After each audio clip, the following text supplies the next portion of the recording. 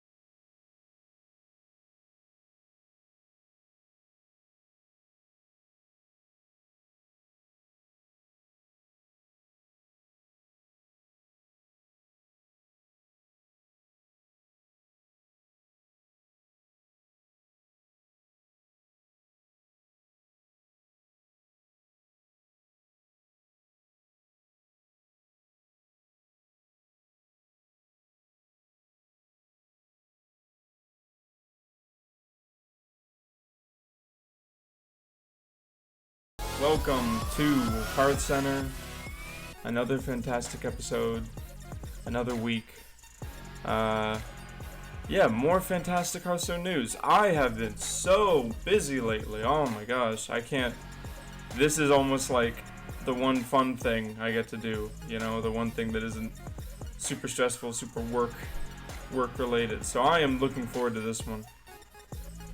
Anyways, yeah, it's been a very, very long day for me, and I have so much more to go, but this promises to be fun. We have two fantastic guests for you today. Everyone's heard of Kinguin. They've had an explosive leap into the scene in terms of sponsorships and tournaments and all that, and today we get to talk to the esports manager himself. He's a great guy. I've yet to meet him. His name's Giovanni, which is great because I just think of the last gym leader in the original Pokemon. I wonder how he will fare me telling him that. Anyways, Giovanni, he's going to be our second guest, but our first guest up is a player by the name of Orange, just recently qualified for the Pinnacle 2, I believe. So we're going to talk to him about that. He's from Team Darkstar.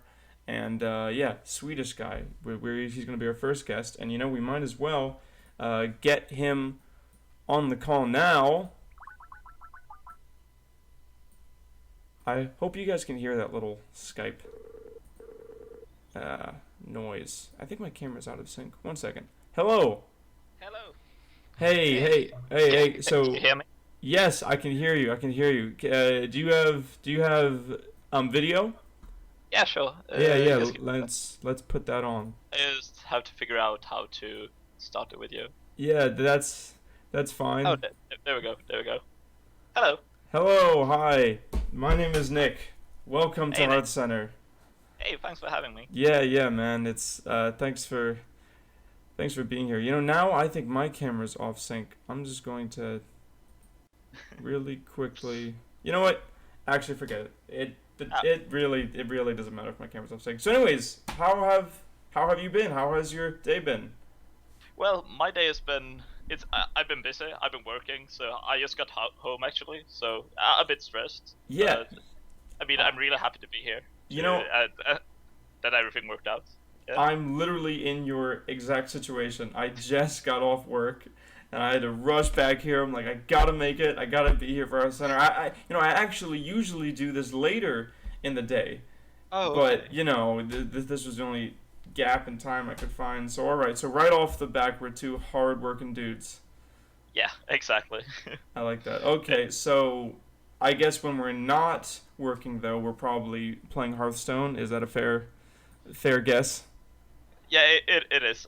I play a lot of Hearthstone, and especially lately, since like I've been playing card games for 8 years back Mm-hmm. now. I started when I was just 12 years old, with Magic the Gathering, Okay. and then I like very slowly transferred into Hearthstone, but and then these past months, like 3 or 4 months, I've just been playing non-stop. Like all my spare time have basically been just Hearthstone, Really? and yeah, like I'm working half time. Like I do not have a full time job, Mm-hmm.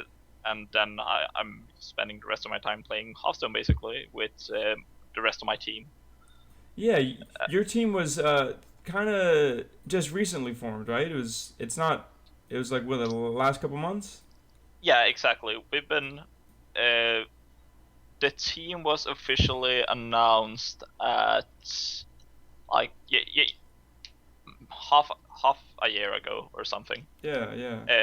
I don't really remember when, because like it the people in the team have like we've been playing together for like almost a year, or a Mm-hmm. lot of us at least. And But and and then with this is just for our viewers who may not know. It's team Darkstar, correct? yeah, exactly. Okay. We are a fully Swedish team. Like we only have Swedish players on our team, as for now, and Mm-hmm. I don't think that will change anytime soon. Yeah, I mean you have Uh, to have the Swedish pride, right? yeah, exactly. I mean, I think when we started, we were like Swedish best Hearthstone team, and Mm-hmm. probably only because we were the only all Swedish Hearthstone team. But hey, it's something. Yeah, right. Oh Yeah. man. So you say that you play Hearthstone almost all the time. Yeah. What does that look like? Like what does that look like physically? Because obviously you're like a working dude. Like do you like bring an iPad or like bring a tablet and on your breaks you're playing Hearthstone or what? Or do you just keep like late hours? We're I usually I don't have a tablet or something, but I just basically I do the stuff that needs to be done during a Mm-hmm. day, like work and other errands. But then, like, if I'm not spending time with my girlfriend, I'm basically just Mm-hmm. going home and playing Hearthstone. And Like, yeah, so and that's all I do for a day, and I stay up like really late to do that. So so I that's your spend, reward. yeah, exactly. I enjoy it a lot. So Mm-hmm. it's really fun when and now when after Millennium Cup and now qualifying for the Pinnacle, it feels Mm-hmm. like all of a sudden like the hobby that I love to do is actually paying off somehow, and Yeah. it's quite a satisfying feeling, one Yeah, could say. yeah. We're gonna get I'm talking about that in a bit, but I think it's really interesting that you say that you like still play for fun and it's still a really fun thing for you because there's a lot of esports where that's not exactly the case. Like I know a lot of esports competitors who in a very strange way like they don't like the game they play. Like they play it cuz that's the most competitive or that's the biggest, but for them it's very much like a job. But all of the Yeah, Hearthstone players I know, it's never that. It's like they play Hearthstone because it's so fun. it is. Like you can never get tired of it, really. Like there's always stuff to learn. Mm. There's always, like, all the games are different, just as like their intention with the game was, and Yeah.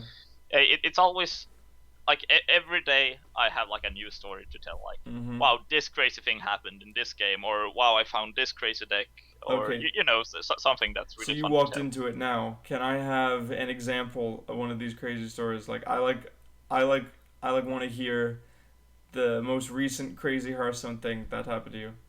Oh, one thing, I may sound a bit salty, but I very recently Yeah. lost back-to-back tournaments, Mhm. like in a deciding game in a series, like very deep into the tournament also, I lost back-to-back tournaments due to my opponent getting King Crush on turn 8 from Web Spinner. Oh my and gosh. playing it on turn 9.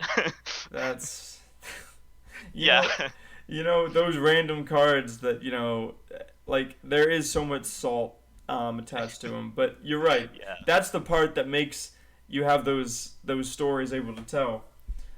Exactly. Have you seen of that video? Well, it was Life Coach was playing in a tourney, and then Nasdormu from Sneasel. Yeah. That was hilarious. Host got a Nostormu out of Sneed. Yeah, I didn't watch it live, but I watched some video of it. And so funny, and that was the best thing. Like the best part is when he said, "You know what? I know it's just a 1/4, and but this is the most threatening thing on the board because I can't play." Yes. He was playing so suboptimally, and like you could see the stress on his face. He's sitting there like, oh. Yeah, there's not for nothing they call him Rope Coach. Yeah, Rope Coach. Yeah, that was good. So, so you stream now, right? Like you've just recently started streaming? I'm trying. I'm trying. The thing is that I'm doing things in the wrong order. Like I have this like really shitty computer basically, and I have not gotten to like I've been saying to myself that I should buy a new one for half a year now, I think. Yeah. And I've never come around to do it. So like this computer isn't really good enough for streaming such a basic game as Hearthstone, which is ridiculous. Yeah, it is. I was gonna say that's. I mean, Hearthstone doesn't have that many moving pieces. That says a lot. I'm glad I can be in this Skype call. No, but just kidding. But so I'm knock on wood. I hope you don't disconnect. No, I won't. No worries. But yeah, so sometimes I just haven't been able to stream because of computer problems, and that's been quite disheartening. And so I stream. I try to stream occasionally, but I will have to like fix some stuff. And there's also a bunch of other to this story, but that isn't relevant here. I have to fix a bunch of stuff before I can begin to stream regularly. But that is my goal, that I will one day be able to stream like every weekday. When he does start to stream like regularly, just check out Gosugamers.net, and whatever post this is on, I'll have the stream links and all that in there, so you guys can take a look. But I just want to say, man, I sympathize with you so much, dude. The whole need to buy a new computer, trying to stream, it's a headache, Yeah, it is. And it's like the moment you think you have the perfect settings and like, wow, this looks good, it doesn't. And it's the worst thing when you have a choppy, laggy stream. I definitely suggest you make the investment, because like I still need to make that investment. Like, I like my computer, but see, I try to stream like high action games, and it's so hard. So yeah, dude, we should both get new computers. Yeah, we'll push each other to do that. We'll talk about that later. I mean, we like both work. We both have jobs. We both came back from work. Why don't we have a new computer? Exactly. For me, like it's not that I can't, but I just haven't come around to do it. I'm very lazy. Yeah. But yeah, and I had something else I was about to say. We were talking about streaming. We were talking about computers. Okay, yeah, I totally forgot. Who knows, dude? Hey, man, we got plenty of time, plenty of things to talk about. I'm interested in your experience with the M House Cup, because that was a huge event. And what, you had to qualify from like 128 players or something like that, right? It was huge. Yeah, it was a 128 open bracket, but it wasn't really open because, as of my understanding, this may not be the truth, but as I understood it, it was they didn't really announce the open bracket, but they instead just told like a bunch of good players because they wanted good players at their cup. Of course. And they contacted my teammate Freaky because he's been at the Seat Story Cup, and like he had some contacts from there, and he asked if like can all of my teammates join, and they were like, yeah, they can. So I got into the qualifier that way, and then when I looked at the bracket, it was just a crazy list of people Stacked, that I knew that were playing in it. It was like all the good European players basically, and some Americans even. I'm pretty sure. So yeah, I was kind of like scared going in because back then, like I have won some like I've couple of top 8s in ESL and SOTAC and stuff like that, but I've before House Cup I never played one of these major events, and like this was a really stacked qualifier.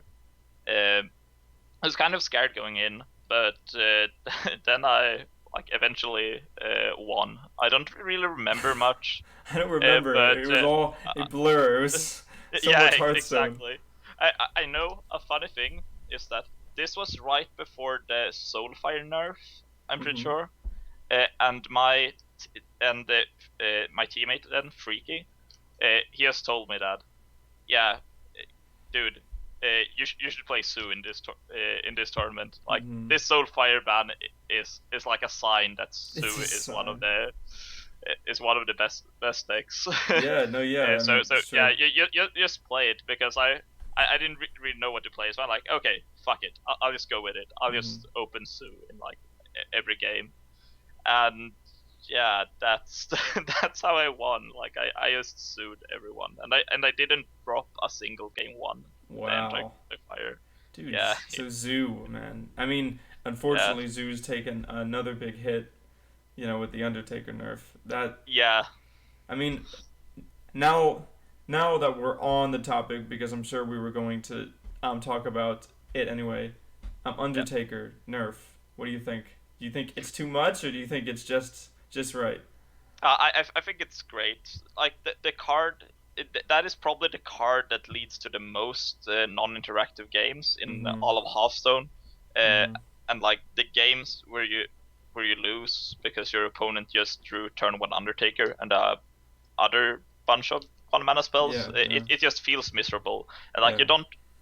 I mean, I don't. Like, I'm sure some people do, but I don't even feel good about winning those games. You're like, yeah, I guess I take this free win, and that is why I play this deck, but that wasn't fun at all. Yeah. And after all, I'm playing Hearthstone because it's fun. So. And I think that Blizzard is very much like wanting for their best interest to keep this game fun.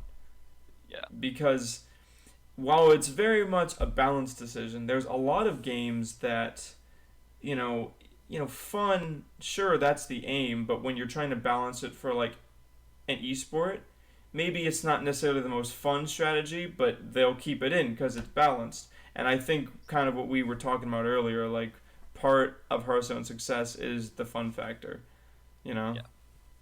It definitely is. Like we're in the competitive scene, both of us. Like we're following the competitive scene, like a bunch of people do. But you also always have to remember that like the biggest scene is the casual scene. Yeah. Like there are way more casual players than competitive players. Very well said. It's true.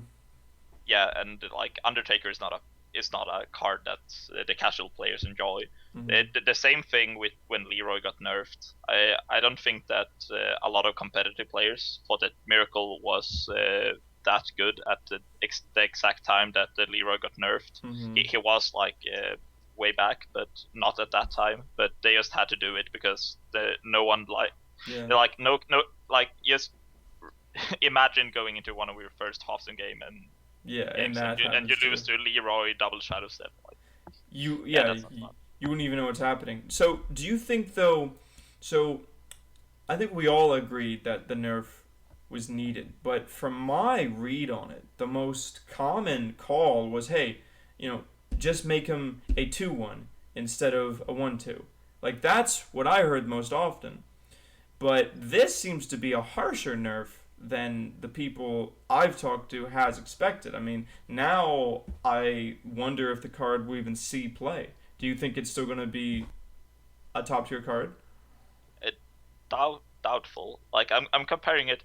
I was kind of thinking like they go in different decks, but like Cogmaster is most of the time it is a 3/2 that you have to work for, and Undertaker seems to be the same thing that you have to work even harder for. Yeah. Like, and it will like almost never spiral out of control as it has done. Yeah. I Now mean, because it simply can't. Yeah, two toughness is so easy to kill. Mm-hmm. Yeah, that's a good point to say that Cogmaster is probably better at this point. And yeah, I think if I was going to play that strategy, I would just play Mech Mage, or just play some variant of a mech deck. Yeah, same. I feel the exact same way. I'm actually I'm a bit worried that people will stop complaining, because I think that the Death Rattle decks and the mech decks were actually quite close already, and like now when they just eliminated the Undertakers, like Mech Mage is going to be or like Mech anything is going to be the new aggro deck, and so I'm a little bit afraid that people will start complaining about that, but we'll see. And it's so Mech's probably gonna be the new like boogeyman that everyone complains about, that everyone whines about, and it's actually kind of sad because Feign Death, the Hunter card, they got so much hype. It's now basically even worse now because the reward you get for playing Death Rattle creatures is even lower because Undertaker is worse. So there's all sorts of cards that you would play because of Undertaker that also got nerfed. Yeah. I definitely agree. Like if we saw some Feign Death action before, like now when GVG came out. I know that in the Millennium House Cup that the Fishu used a Feign Death Hunter deck to like great success and for winning the whole tournament. Yeah. But like it never saw that much play. Yeah. Even now, and now it just became unplayable, I think. I know. I mean, Feign Death Sylvanas is awesome, but I don't think it's gonna. Yeah, it's just not good enough. So about the Pinnacle, you've qualified. Yeah. Congratulations. I did. Thanks a lot. Yeah, that must have been a big win. Wow. Yeah, I can't even begin to describe how good that felt. Like, I didn't even dare to think that I would get that far in such a We're basically talking 30 like me against 31 of the world's best players, and I guess it's and yeah, it was a really tough competition. I knew that I could do it because I went to top 8 in the first qualifier, beating Twixen and Kaldi, and then losing a really narrow one to Gara, and then now it was my time, it seems. I managed to win against 4 people. And so that must have been the hardest part, is not psyching yourself out when you were there, and to try to keep in your mindset, I can win this, I can do it, Yeah.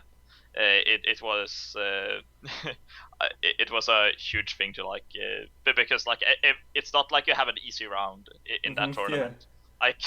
Every round you're faced against this pro player that is really good, and I respect all of the players in the bracket as good players. So yeah, and all matches were the matches I played were super close, every single one of them. I guess not my first one. I kind of 3-0'd Firebat quite easy, but all the rest were super 3-0'd Firebat.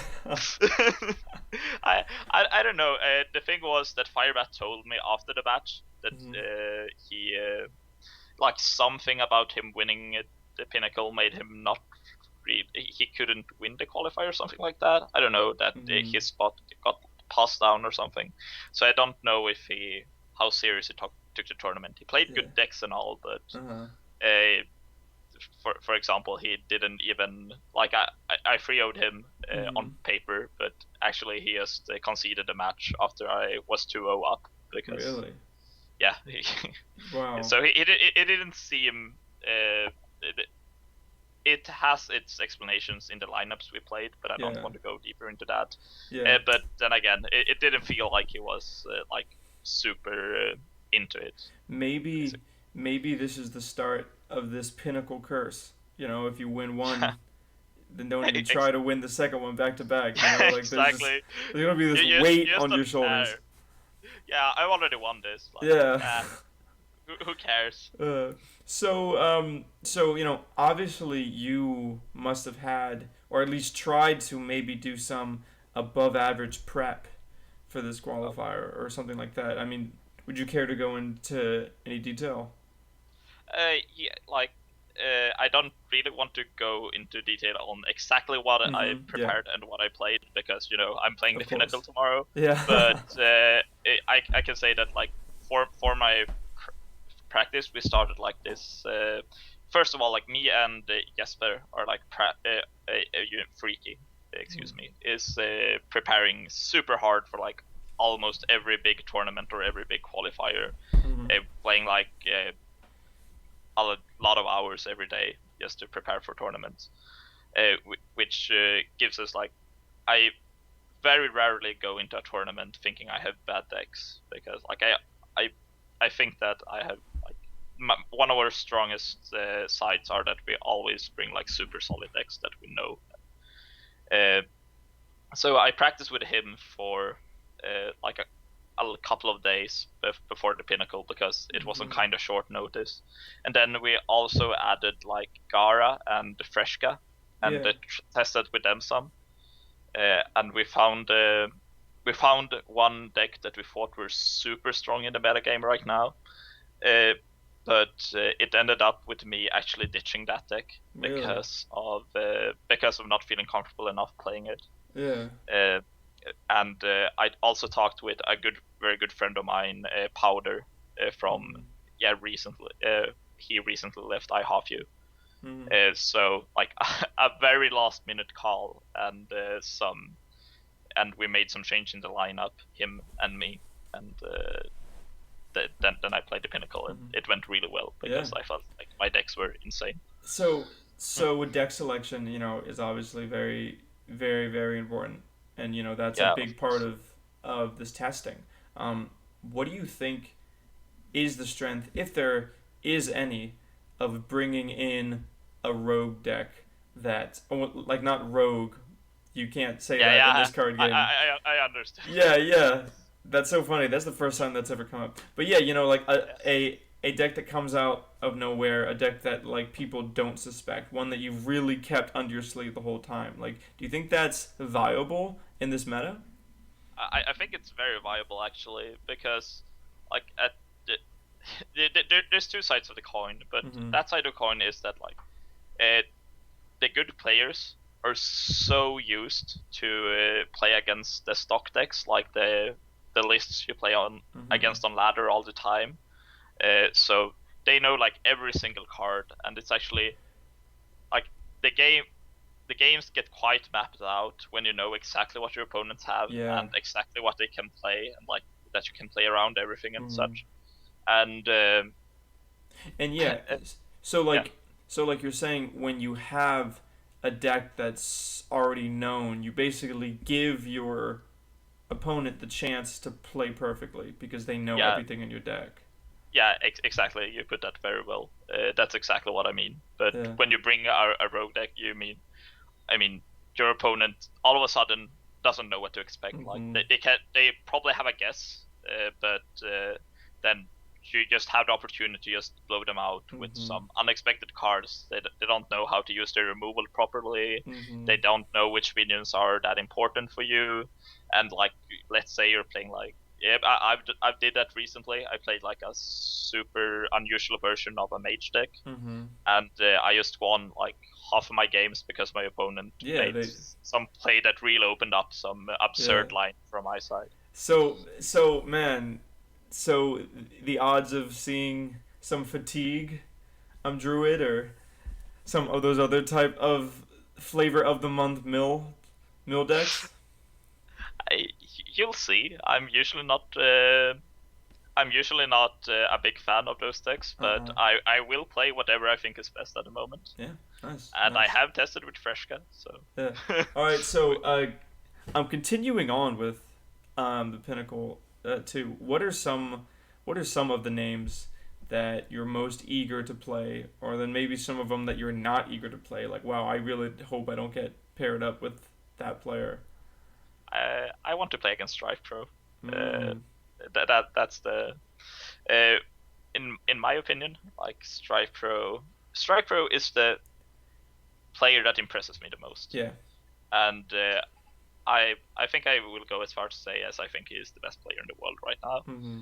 and which like I want to beat him really Yeah. badly. Of course. Yeah. Like I'm not here for playing like easy matches or something. I just want to play against the absolute best players right now, and I want to prove myself that I can, like, to myself and to other people, that I can Yeah, man. win against the really good people. Yeah, man. That's Because, awesome.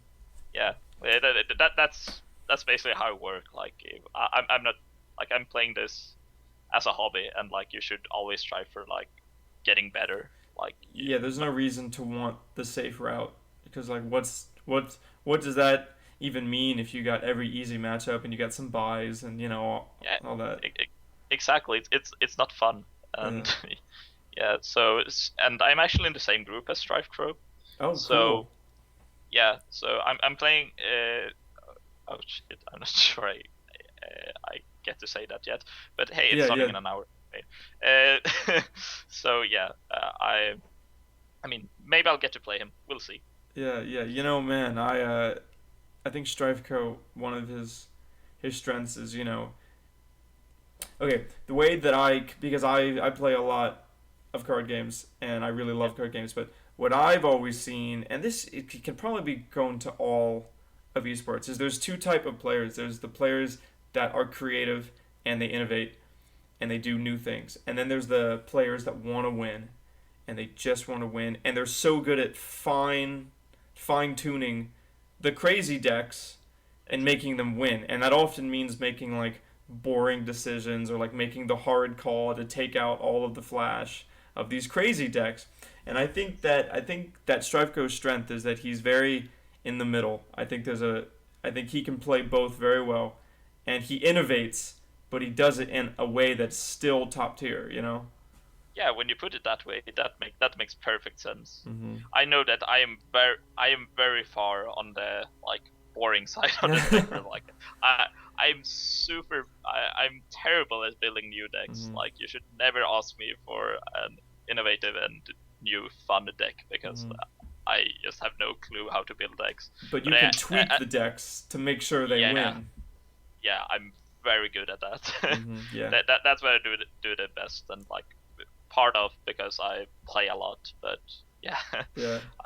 tuning decks is my skill, and like playing good decks. Yeah. So I I think. mean, this is just my prediction, but if there were a player to bring a deck that's unexpected, it'd probably be him. He's probably gonna be running some tech that maybe people don't know about, but that's just me because I'm also a fan. Um, Moving on then, I guess. What do you want to be doing with Hearthstone in like a year from now or even 2 years from now? Like, do you have like a long term plan, or you just do this 1 week at a time? Yeah, this is like I'm trying to adjust right now, because this all is quite new to me. Hmm. Like being like now people, like a lot of people I've heard, at least I'm sure there are a lot of people that doesn't, but like people like look up to me as a Hossam Hmm. pro, and like someone, yeah, like among the other players that like I've just looked up to, and Yeah. I and I've always just played it as a hobby, and all of a sudden the reality of actually doing something with this, like living off Hearthstone or something, like Hmm. which has been like so far away, it's just getting a little bit closer, like for Hmm. every single day, and like yeah, it's all very strange, and I don't know if I'll be able to do it, but I know that it's certainly something I want to do, like do something with Hearthstone or card games or Hmm. games, like Yeah. whatever, if full time in the future, but. Uh, in the next year, I would like to start streaming. I would also like really want to qualify, or actually like at some point when I won enough open qualifiers, I maybe even get invited to some tournaments. I don't know. Of course, yeah. Of Uh, course. More tournaments. and just play everything and try to qualify for stuff. And Nice. yeah, because every single event I've been to, also like I was a DreamHack Winter, although not playing, and it was like one of the best events I've been to. And also like the House Cup in France, where it was super awesome, and I really really enjoyed it there. So hanging out with those people and being like in different places of the world, like just traveling around, is definitely it's the dream. That's what I'm striving. It is. I think that esports is probably one of the most fun excuses to travel, because you really do get to travel to all like different parts of the world. And then when you get there, you get to meet a bunch of nerds just like you and play video games with them. Like, that's pretty... Exactly. Yeah. What is not to like about that? I know, right? All right, so last question. Did you buy those headphones because they were orange? Yes. Yes. Caught me. I did. Yes, that was the only reason. Don't care about the sound quality. Don't care about the price. Saw some orange headphones. I actually checked that they were okay, but I was about to buy I was actually about to buy this version, but like white or black or some boring color. Yeah, boring. And then I yeah, just man.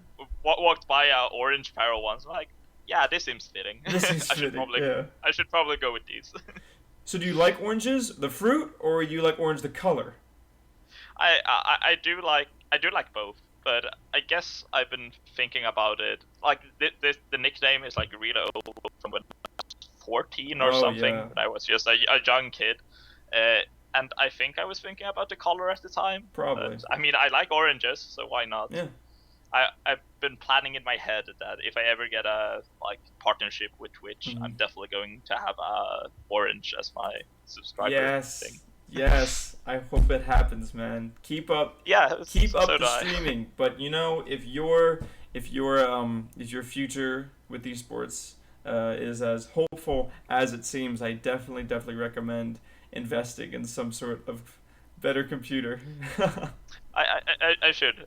Let's just win the Pinnacle and then buy a computer with prize money. Win the Pinnacle, all right? You win the Pinnacle, and some other time down the line, you can be on the show again, and I expect the best top of the line computer. Like, I want your camera to be like HD, crisp. You sound like you're right like next to me. There's just like servers behind you. I just want all this. Yeah. Great. That sounds like a plan. I'm gonna stick to it. Sounds reasonable, right? Yeah, exactly. All right. Well, hey man, thank you so much for being a guest. Do you have any last minute shout outs? Yeah, I do. I want to thank, first of all, Team Darkstar and our sponsors, Logitech Gaming, Voodoo Chili, and Ten Tails. Then I also want to thank my practice partner and my best friend, like that I play a lot with, Freaky, because he's amazing, and I would not be close to anywhere where I am without him. Shout outs to Freaky, and good guy. Yeah, and then I want to thank all the other great people I met via Hearthstone, because everyone's been awesome. Basically, like I have had very few negative impressions of people when through Hearthstone. So yeah, thanks to the community. Basically. Cool. Yeah, very few negative moments, except for the King Crush thing. Oh yeah, exactly. We can just ignore that. Yeah, let's not talk about that. and then thanks to you for having me. Oh yeah, man. Sure, dude. It was our pleasure, dude. Good luck on the Pinnacle. Thank you. All right, thank you. See you later, man. See you later. Bye. Wow. The color or the fruit? I think if I had to choose which one I'd like better, I think I'd like the fruit. But that's hard to say because the fruit is the same color as orange. So if you like the fruit, you probably like the color anyway. All right, I'm gonna gonna go think of that. But in the meantime, stay tuned. We're gonna have like a 2-minute break. Then we can move to our next guest, the esports manager for Kinguin. Should be a very interesting conversation, and we can learn all about what it takes to run one of these organizations. Anyway,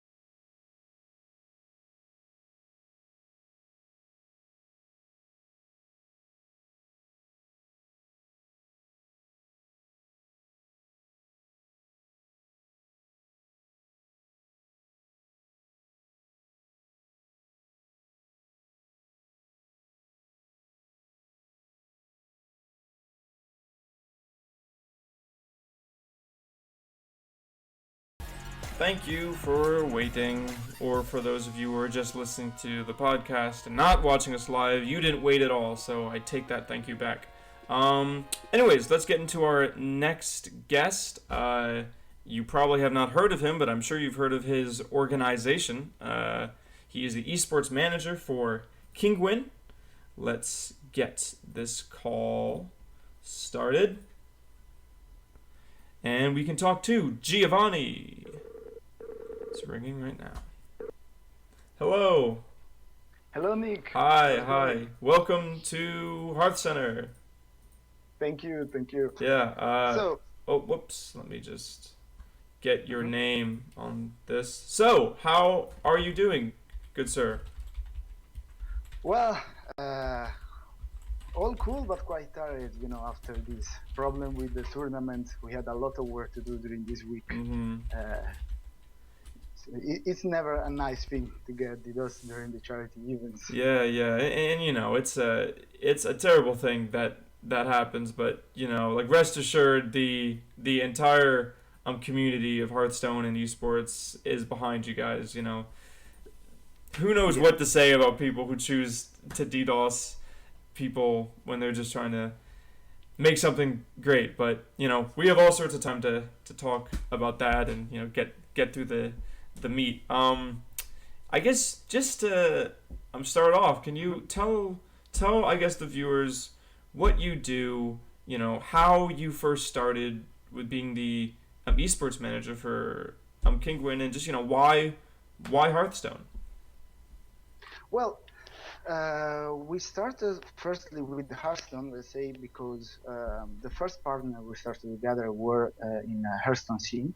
Mm-hmm. So we were simply talking between colleagues, and one day we were like, okay, so we have all the partners, we know all of them, they are all cool. Hearthstone is a new game. It was just released last year, Mm-hmm. and we were also all playing to it. So for us, it was really easy to understand. The boss of our company is also a huge player of Hearthstone, even if he doesn't go to ranked. Really? Yes. So we just figured, like, let's do it, let's try it. I had already some experience with esport world before. Mm-hmm. Previously, than this company, I worked for other company. We also organized few tournaments in the games, nothing really big, but we just wanted to try. Our first tournament of Christmas was mostly for fun. Mm-hmm. Also, our tournament here in Winter Edition was also for fun. We don't want to create tournaments when there is too much tensions, when there is a huge prize pool in between. Mm-hmm. We try to do the things really for fun with the player. We explain them how the things works. Mm-hmm. We have some rules, but they are not really strict. We are doing this for the viewers. We are doing this for have fun by ourselves, Mm-hmm. and we try. Yeah, yeah. That's an interesting note that this whole thing started is because you guys were just fans of Hearthstone. Like, yeah, you played Ballstone. You know, your boss plays Hearthstone.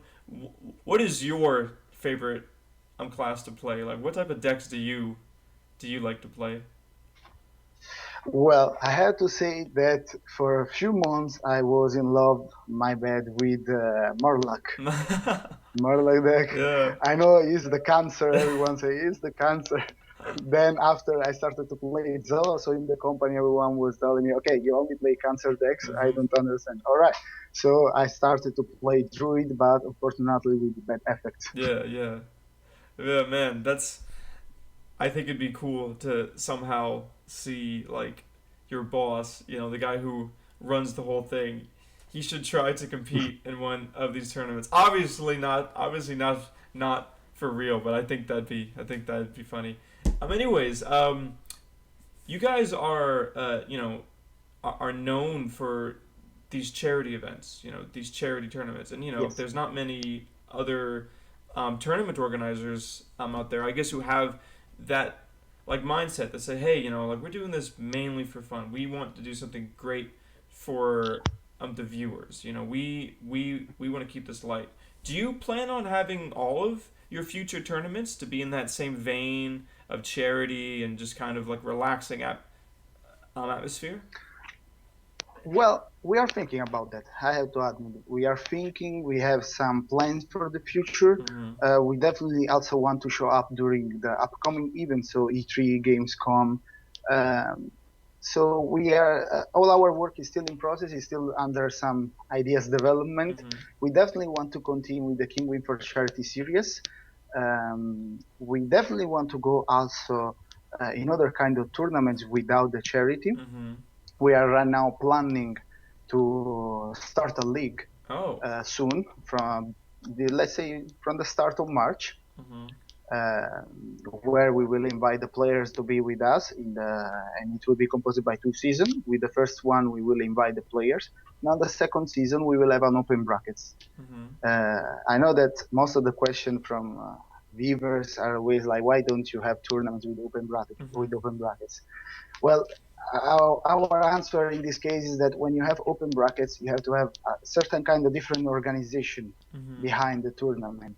An organization that is following the guys, that you have some arbitrary, and it's not something we feel we are ready right now. Mm-hmm. So we first want to say, okay, we can do it, and then we go with open brackets by inviting also Mm-hmm. users from around the world. When it comes to pro player, it's always more easier Yeah. because they have decks in Europe, in USA. It doesn't matter where we are going to play. Yeah, like they've been doing this. So They're like very, very flexible. They have teams and like managers. Makes it yes, easier. And I think that's a very, very wise move because oh man, one of the worst things you can do, and I'm sure, as you know, in like the esports team, is to do this big, big tournament, this big, big open bracket tournament, and it just goes south because of how massive it is, and the organization and all the people you need. Like I think a lot of people think, oh, because it's like an online tournament, it's you don't need that much staff. No, like you need a huge amount of people processing this that data and processing the brackets and trying to answer, calls because people are confused. Where is my match? I mean, the whole thing's madness. So I think it's a very good move to make you guys get your feet wet first. Really make sure you're confident in it. Yes, definitely we want to first experience by our own how to make the things easier possible for the viewers, for the player, and for us, and then we will go far and far in this world, Mm-hmm. in this esport Yeah. world. So what is Kinguin do? I guess besides host esports tournaments, because almost everyone that's heard of you from Hearthstone, it was like, whoa, all of a sudden, like 2014, this big sponsor comes up and starts doing all these things. Like, who are these guys? What have they been doing? So like, what type of stuff do you guys do otherwise? Well, Kinguin is mainly a website. It's like an eBay for video games. Hmm. We don't sell games by our own, but we are moderating between the sellers and the customers. I see. So, of course, sometimes people uh, are, let's say, blaming us for some title or something, but mostly it's not really our fault. We have a department which is control if the games are legit or not. Mm-hmm. But when it comes to games, you never know the real origin of it. Even when it comes official reseller, Yeah. it's hard to say. Yeah. Yeah. So we take the control of the situation and we try to protect customer and also vendors. Mm-hmm. Man, So that's our main business. I wish that you guys were around, or I had even heard about you when I was in high school. I would have loved an opportunity to to trade all of my old games via new games. That's a whole like another story. But I was very very lacking in video games, which I wish I didn't. Anyways, some of your sponsors. You have Nihilium. Someone taught me how to say that right on the show, and I still forgot it. Definitely, I'm like you in this Yeah. case. For me, it's nihilum. Nihilium. Okay, so we both Yeah. are okay to say Is it nihilum. Nihilium? Oh my god. And this is so embarrassing because Life Coach told me how to say it. Oh well. Oh well, the correct pronunciation of Nihilium. So you've been there's been some news about you getting involved with them as your like main sponsor. What can you give us some more like details on that?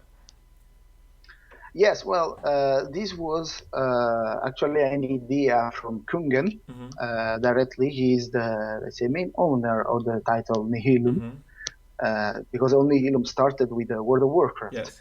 uh, with this old and huge guild. So he wanted to open a team. He wanted to have his guild finally some more international, let's say, even in the aspect of the games. Mm-hmm. And we were fine with it. We wanted to try out to be the main sponsor of an organization, let's say, of a team. And we are trying out here with Nihilum, and we are expecting great things together. Cool. How much will they be involved, or how much will you be involved with the team? Like, is it just going to be like a sponsor and like brand or like title only, or is what I guess what's Well, the type of involvement? Yeah. actually, as Kinguin side, we try to not get too much involved as possible because we are organizing tournament and definitely we will have Nihilum to play in it, and we don't want that everyone around think that just because we are sponsor of, we are going to help them to do something. Mm-hmm. We definitely don't want to do in it. Also, we are partners with most of the teams in Hearthstone. Mm-hmm. Uh, so we are, yes, main sponsor for Nihilum, but we will treat Nihilum as an individual company, individual team. They will do their roads, they will choose their path, Mm-hmm. and we will just watch from Watch from a hill.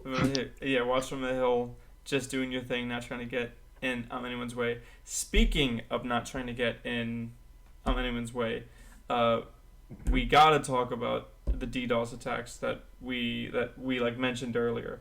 Um, just I'm sure that you were like freaking out and it was a big stressful headache for you. Just tell us about that first wave like of attacks. Like how did you guys recover?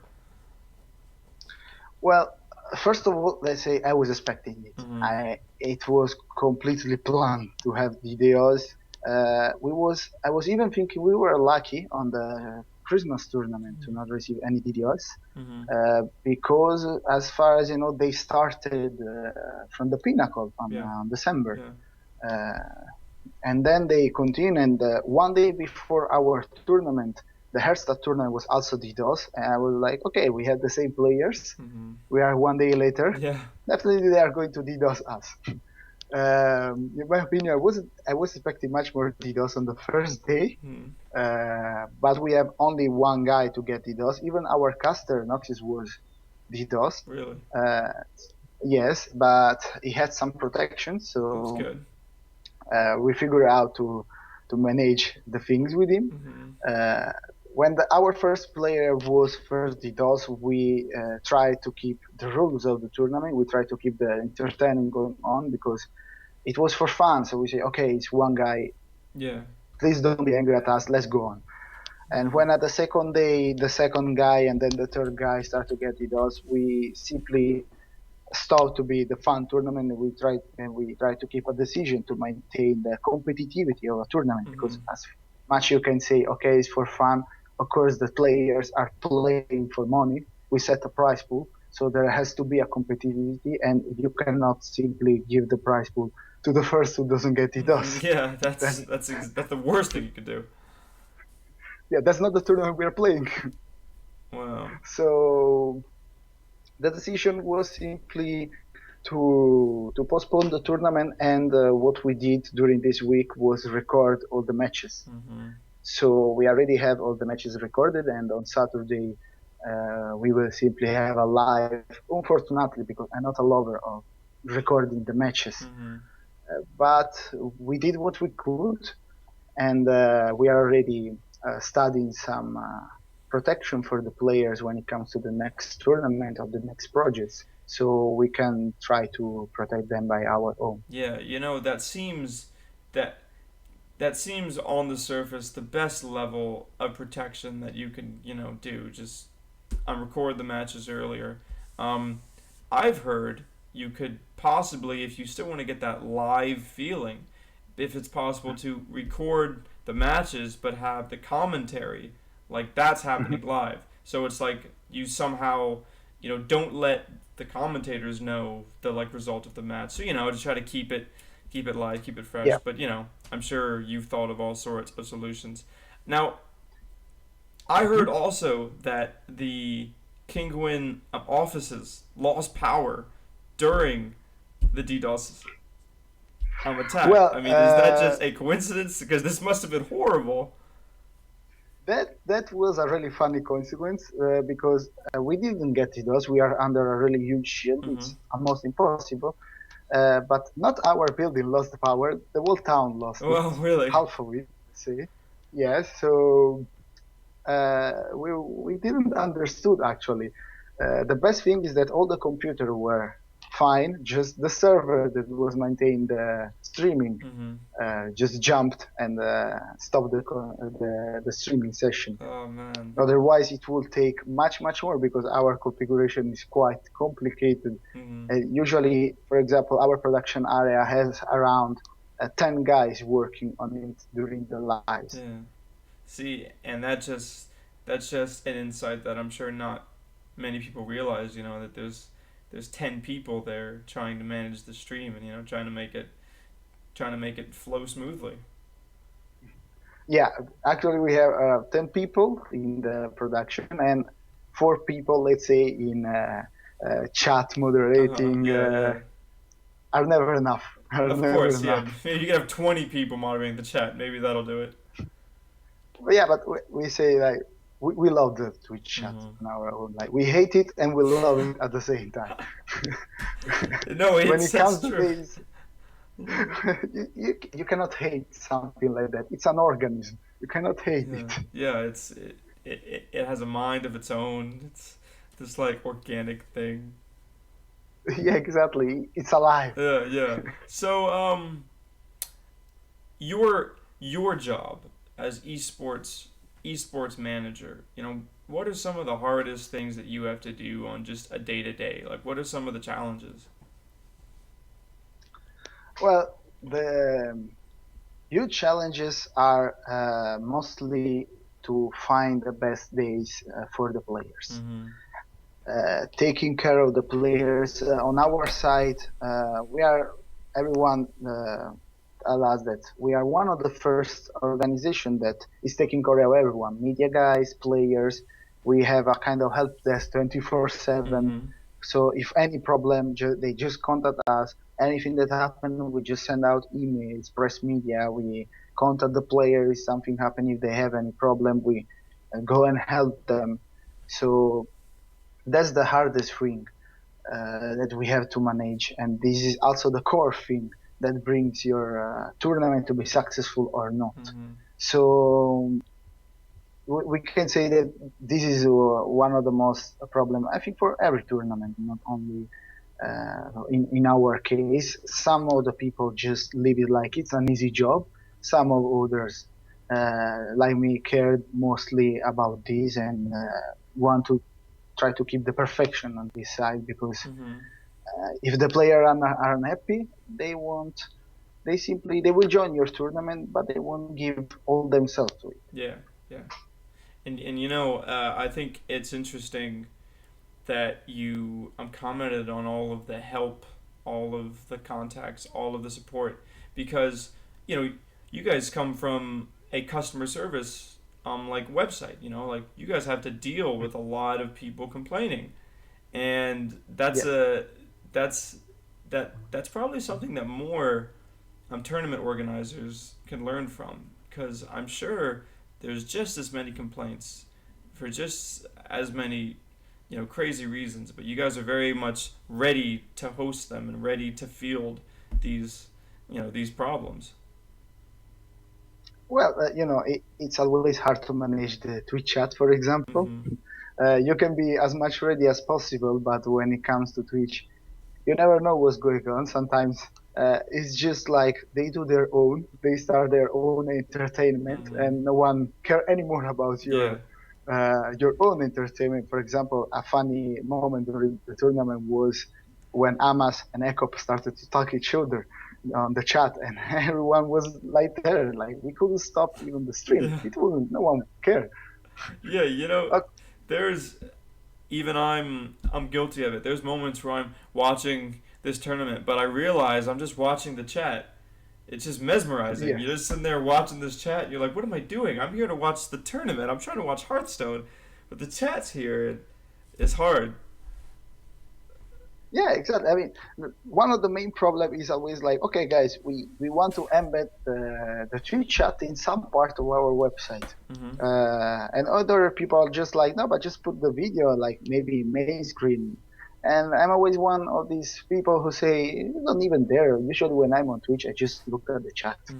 I just hear the sound of the guy and I look at the chat. That's the best entertainment ever. Yeah, it's pretty good. It's pretty good. What are some of your future plans? Regarding titles outside of Hearthstone.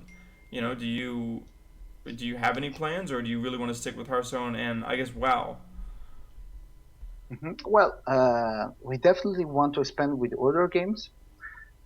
We will sooner or later go also to the Counter-Strike world, because it's something that I'm a guy who I don't know how to play Counter-Strike. I have to say it's one of the few games that I don't know how to play it. I know that there is strategy in it. I know that you have to go in some kind of direction to make it good, but I actually enjoy to watch it. I was watching the Counter-Strike tournament.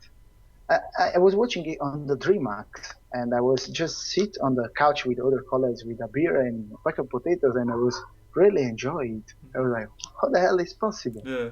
So it's something that we want to go in it, but always slowly, because when in Hearthstone it's easier, you have one guy and another guy, two opponents to manage. When it comes to Counter-Strike, the things get complicated from technical side. And then your actual streaming capabilities need to be so much higher, because it's such a fast-paced game and there's so much action on the screen. From my understanding of Counter-Strike, the way to get good at Counter-Strike is it's a fast-paced level of deductions in which you say, okay, if he's not in this room and my teammate is saying he's not in this room, then he has to be in this room. And you're just constantly trying to scout out where they could be based upon the information that your teammates is giving each other, Yeah. which is a lot easier said than done. It's a very hard game. Yeah, actually, don't have to forget that even in Counter-Strike they are DDoSing since 1 year. But I don't know, maybe this month is the worst month for everyone. I know that they are started also to DDoS once again in the Counter-Strike world, and here we have DDoS on the players, DDoS on the server, and in Counter-Strike, for example, a small DDoS, it's everything. They lose one ping, 1 millisecond more, and they start to complain. Yeah, and like maybe, I mean, would a LAN situation? No, that I guess that would help if you have a LAN situation and the LAN itself is extremely secure. But yeah, like DDoS, they are gaining in like relevancy, and that's probably just an expected thing as esports get bigger, because if you look at, for example, like the NFL or any other huge sports organization, is like, as they got bigger, they all of a sudden realized that like security was a huge issue. Like it's a huge budget. You need to have someone at every door, players escorted constantly. I wonder if it's a matter of time in which one of the major like expenses of an esports organization is going to have to be security.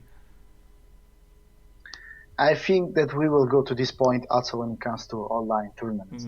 We will definitely go. I feel that, I heard the news about the esport to become the second Olympic sport from Gosugamers, and I was happy and sad at the same time, because somehow I like the esport world for the fact that it's still young. Yeah. It still have to grow. Many mechanics from the real sport are still not there. And I would love to stay like that as much as possible, but I think we all know that this day will come that the esport will become the sport, and we will have the ultras on opposites, and the shit will start. It's actually, speaking of the growth of esports, there's this survey that this organization does every year. I think it's called the Kraus survey, or maybe the Kraus survey. I'm not sure, but it starts with a K. I know that. But it's basically this survey done to field the popularity of sports. And this year they had a question on the survey in which they asked people, do you consider video games a sport?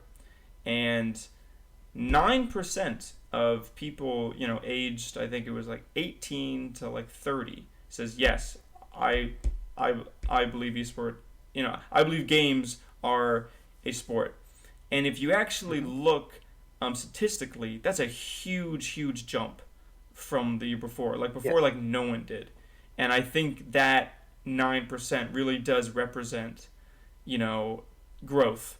And it's just going to get bigger and bigger. I mean, if you start looking at some of these prize pools, like the international with Dota, is just huge. No one thought you could ever make that much money playing a video game, but you can. Now there's like 18 to 19-year-old kids, make. Yes. So yeah, it's cool to see, though. It's probably going to mean more work on your part. Definitely the work will grow as much as the esport world will grow. I think that on this side, Twitch gives a huge end when it comes to make the esport so popular in the world. Before the Twitch, we could say that actually the esport world was like the nerd world. After Twitch, the esport world is becoming the sport. Well, yeah, I mean, I'm sure the two of us remember a time which you had to download every single match. You had to download every single replay. You had to go out and, merge and listen to the audio track at the same time as watching the replay. I mean, this was before even YouTube. You had to seek out this information, and you often had to go to sites with like languages you didn't even understand, and you just had to try to find the correct download link. That was my whole history getting into esports. It was just a Korean thing, and there was absolutely no way, like I could get my hands on it. Yeah, well, the old StarCraft world. I can say like that. It all started with this actually, or maybe with one other game. Well, Which one? it was well for me. I think it was it Doom? I know Doom Ah, was really really big. No, and QuakeCon. Yeah, right. Quake I think was really the first game that got so cutthroat competitive that people started becoming little mini celebrities. Like, oh yeah, that guy's the best Quake player in the world. And he was like interviewed in like PC Magazine, stuff like that. All of a sudden people realized that you can get so good at like video games on this massive level. And we could talk about Street Fighter and Street Fighter 2 and the fighting game, but yeah, it's been a long time coming. So Yeah. I guess just to kind of wrap it up, you seem to be a fan of Blizzard games. Is there any hopes for Heroes of the Storm and Overwatch, possibly, in the future? Well, I'm a fan of Blizzard game, but I'm also a fan of League of Legends. Mm-hmm. I'm playing it since 2006, Mm-hmm. I think, since the really start. And I not really feel attracted to Heroes of the Storm. Mm-hmm. Of course, Blizzard, as people say, is not a new game. Mm-hmm. Blizzard changed the rules Yeah. in it. As we can see in Dota and League of Legends, the dynamic part of the game is about the items, Mm-hmm. it's about the skills. In Heroes of the Storm, the dynamic part is on the map, so you have to create a real strategy with the team. But maybe it will grow. I really don't know about Heroes of the Storm, but definitely I'm expecting a lot from Overwatch. Oh, yeah. I just saw the trials. Maybe you never know. Mm-hmm. Companies can fuck it up in the, Yeah. process. Who knows? Like maybe. I mean, I'm so happy to see a card game like Hearthstone to be as popular as it is because I love card games, but before Hearthstone, you played Magic. Like that was it. You like played Magic, and that was the closest. And of course there's like the Yu-Gi-Oh and all that, but I was never into that. But like Magic was the closest you got to card games on the main stage. Yeah. Well, so I think with Heroes of the Storm we will have to wait, but with Overwatch I'm pretty sure it will go on. Yeah. And I simply can't wait for other esport games to come out. Yeah, of course. Hey, I'm gonna cross my fingers for Warcraft 4. That would be ideal beyond all belief, but that's for another podcast and another day. Before we finish up, is there any shout outs or any announcements you want to make, things that we should be looking forward to from Kinguin? Well, definitely to support us this Saturday for the final day of the Kinguin for Charity Winter Edition 2015. Mm-hmm. We will start at 12 Central European time. I don't really remember the time in other time zone at this moment. Yeah. I can say maybe 11 for the Greenwich time. Yeah. So we will start at 12 and we will play all the remaining matches. So it will be a huge cast from 12 until midnight with all the remaining matches. All the previous matches will be rebroadcasted tomorrow from 6 p.m. Mm-hmm. And if you want to support our charity event, the charity auction will still be open until Monday. So come watch us, and then let's wait for other news. We will have other news on the process by simply watching even Gosugamers. I'm sure we'll have the whole thing covered. Be sure to also check out Gosugamers.net for all that. Hey, thank you so much for being on the show. Thank you, Nick. Yeah. This was fun. I learned a lot. About Kinguin, what you guys do. Thank you, Nick, for the opportunity. Yeah, for sure, man. See you. Yeah, see ya. See you later. All right. That was cool, man. It's so cool to hear that those guys started doing this just off of the love of the game. Because before I had a chance to talk to him, I assumed, okay, this is like a company who's heard Hearthstone's getting big. There's got to be some like money in it. Let's let's like start from there. But no, they were all just Hearthstone fans, and they were like, yeah, why not? It sounds fun. Anyways, that was our show for today. Thank you so much for sticking with me. I wish I could go relax right now, play some Hearthstone myself, but no, I gotta head right back to work.